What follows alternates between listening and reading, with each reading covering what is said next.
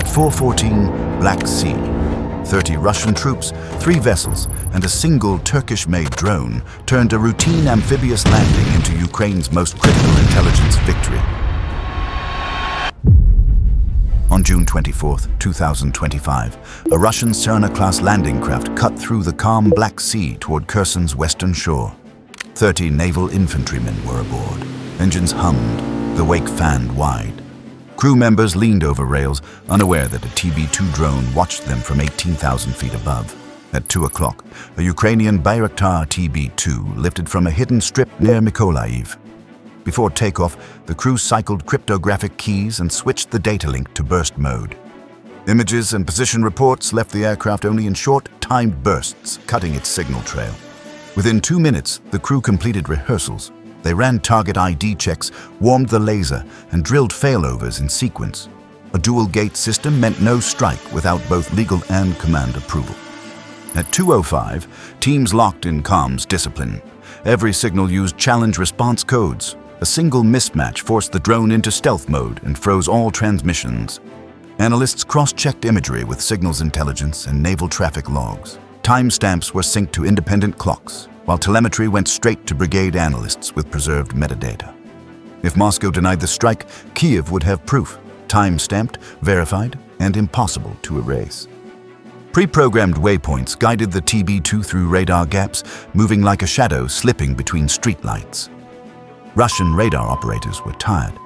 Night shifts thinned vigilance, leaving gaps. Listening posts reported nothing. The UAV streamed live multispectral video back to the 383rd UAV Brigade. This was no hobby drone. The TB2 was Turkey's answer to the Predator. Its Rotax 912 engine powered it at 70 knots, nearly silent. The MX-15D Westcam sensor scanned 10.8 nautical miles. Day or night, hull numbers, weapons, and crew movement were visible. Operators could see everything on deck. At 3:30, the drone reached its orbit, a rectangle 21.6 nautical miles long, 20 wide. Infrared turned the sea into a glowing thermal map. Every warm object popped against the cold water. Operators scanned the canvas, alert for anything unusual. At 3:47, a bright heat signature appeared, westbound at 30 knots, leaving a glowing trail. The operator zoomed in and confirmed a Cerna-class landing craft. It was 26 meters long, shallow draft, water-jet powered, and designed to beach troops or armor. 2 more signatures appeared, trailing 2.7 nautical miles. A convoy was forming. The operator tagged all 3 targets. The lead boat's deck showed at least 24 human-sized thermal blooms, likely more below decks. Heading pointed directly to a beach 4.3 nautical miles west of Kherson. Ukrainian reconnaissance had flagged the area for unusual activity. Patterns confirmed a covert landing. This was no routine ferry run. Stakes were high. At 4:05, the operator alerted brigade command. Senior officers reviewed timing, location, and air defense risk. Striking risked revealing UAV reach. Ignoring it risked a Russian foothold. Minutes passed. Calculus weighed cost versus effect. At 4:15, command returned, cleared to engage. The TB2 stopped circling from the side and moved in behind the convoy. This gave it a cleaner missile path, with less time in the air and fewer course corrections. The drone dipped lower, giving its laser a sharper angle on the targets. Few minutes later, it was steady at 16,000 feet and about 1.5 nautical miles behind the lead boat. The vessels kept their formation, but the gaps between them were openings the drone could use. The operator armed a MAML missile. Small, smart, and precise.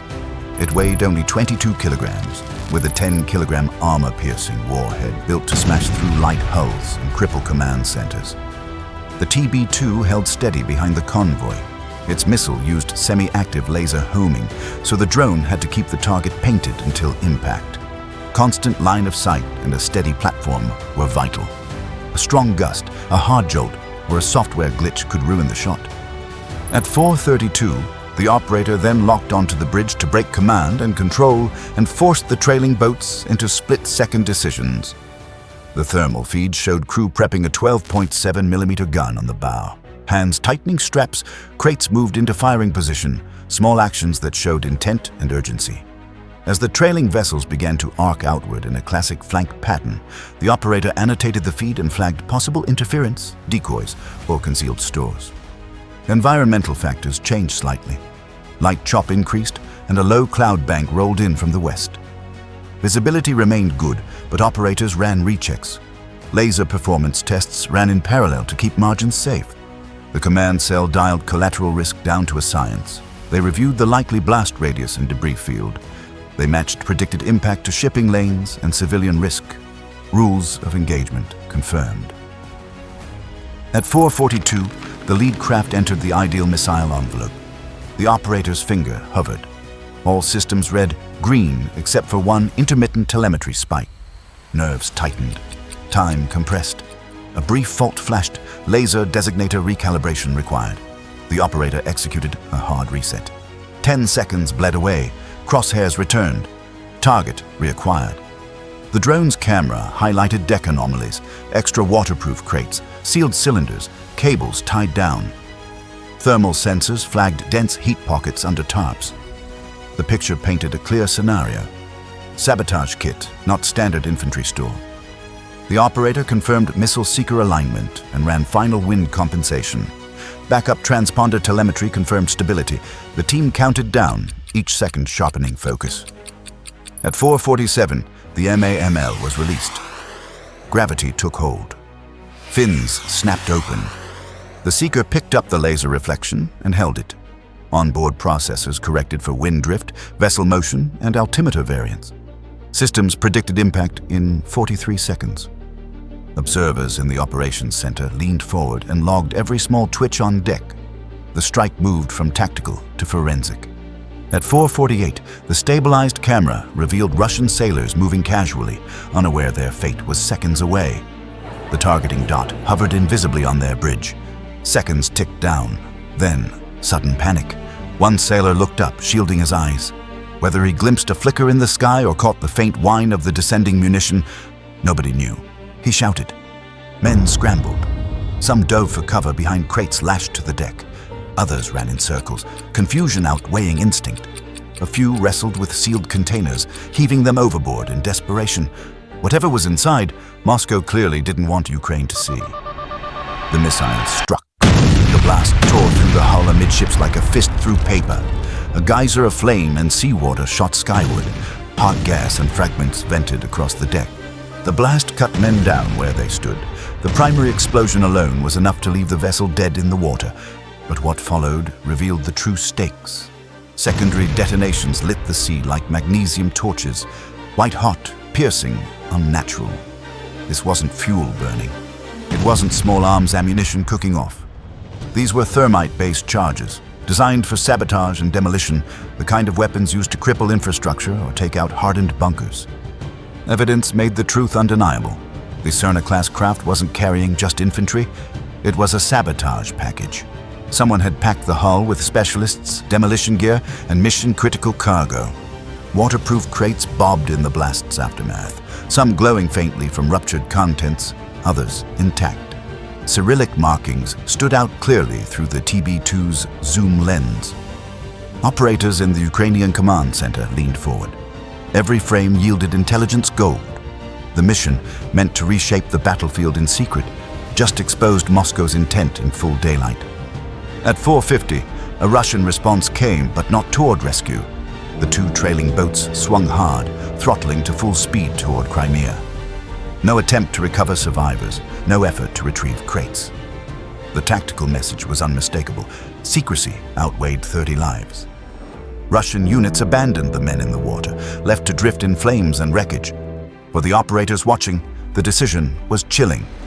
It confirmed how desperate Moscow was to erase evidence of the mission rather than save its own troops. The TB2 held station.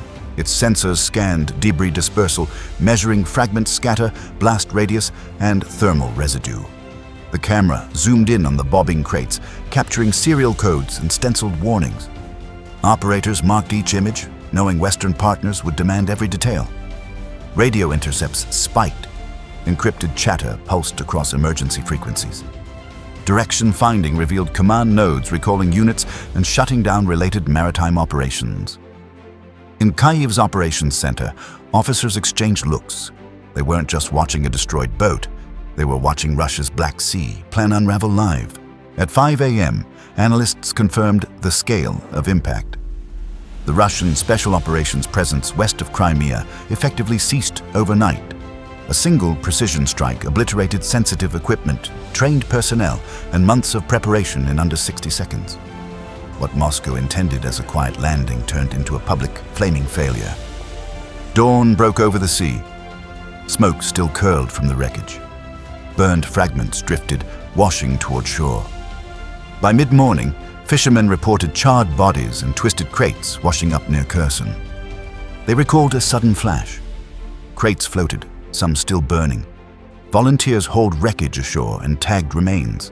Medics logged burns and blunt force trauma, wounds that didn't match ordinary shrapnel patterns. Divers filmed ripped hull plates. Those clips helped analysts reconstruct the strike's angle and force. Photographs of Cyrillic stencils and scorched harnesses went to Kyiv's press team. Officials released selected frames to prove the cargo's nature without exposing sources.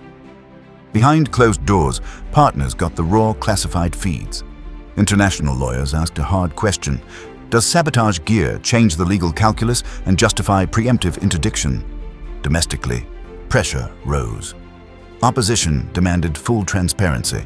The Defense Ministry balanced secrecy with public trust. NGOs called for independent inspections, warning civilians were being put at risk by disguised demolition kits. Insurance underwriters reassessed Black Sea premiums. Shippers faced sudden scrutiny over manifests and vetting. At 5:30, analysts had totals. 30 personnel lost. Analysts confirmed the cargo as sabotage equipment. The mission profile was exposed.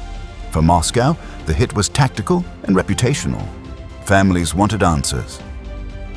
State media scrambled for a coherent story. The images didn't disappear. They would shape investigations, legal claims, and diplomatic pressure in the days to come. Analysts pieced together what had really been lost, because the wreckage wasn't just trucks and bodies. It carried sabotage kits, cutting torches, shaped charges, and incendiary mixes tailored for infrastructure attacks. Metallurgists found thermite traces. Forensic teams logged demolition primers, not standard battlefield rounds. These kits were designed to cut bridges, sever rail, and disable power nodes. Radio intercepts and stamped serials pointed to a narrow chain of supply. The evidence confirmed what Kyiv suspected: a covert maritime pipeline moving sabotage tools into contested zones. At 6:15, allies retasked satellites to monitor ports. Lawyers drafted dossiers. Diplomats pressed for disclosure. Surveillance grids tightened overnight. For Kyiv, the strike revealed more than cargo. Commanders altered convoy escorts. Civil engineers began reinforcing substations and bridges. Planners weighed options: expose Moscow publicly or quietly exploit the discovery to hit future shipments first. The choice was still open, but the result was clear. The strike didn't just destroy vehicles, it severed a supply line and forced Moscow to rethink how and where sabotage assets could move. The TB2 began exfiltration, sensors remained intact, fuel reserves steady. Operators exhaled, finally releasing the tension of the past 2 hours. Debriefs began immediately, and analysts logged every action for future missions. Nerves, precision, and persistence rewrote the rules. At 6 a.m., the Black Sea looked calm, but beneath that surface, everything had changed. Planners would need to rewrite routes, timings, and escort patterns. One drone, one missile, had redrawn the tactical map of an entire theater. Don't miss the next jaw-dropping moment. Subscribe now and get the full inside look at events the world won't see coming.